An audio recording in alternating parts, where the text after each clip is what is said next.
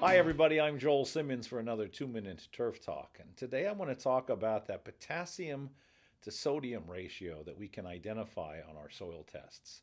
It's this time of year when sodium starts to creep up because of our increased irrigation usage, and that's typically where sodium is going to be brought into the soil equation.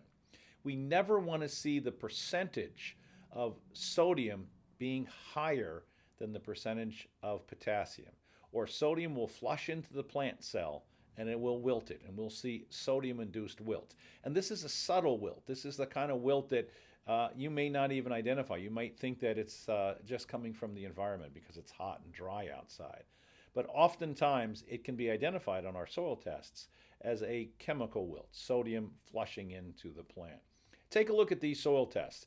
This is a standard soil test, and this soil test actually is not bad. It's got a 1-to-1 ratio, or close to 1-to-1 ratio, of potassium to sodium. And as you can see on this test, potassium is actually pretty deficient.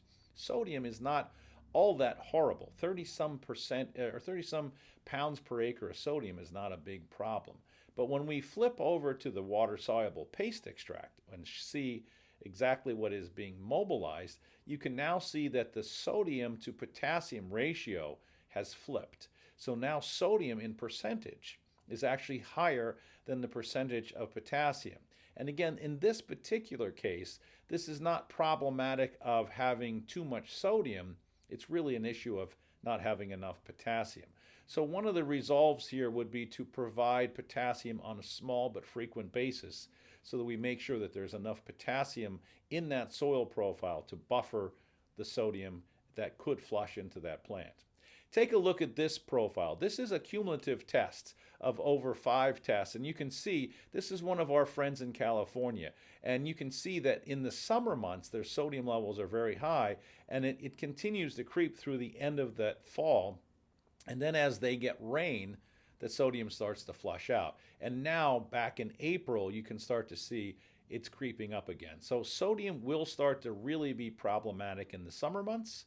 Keep an eye out for potassium to sodium ratios on your soil tests. Stay strong with potassium. And if you have big problems with sodium, you want to consider a flushing program on a very regular basis.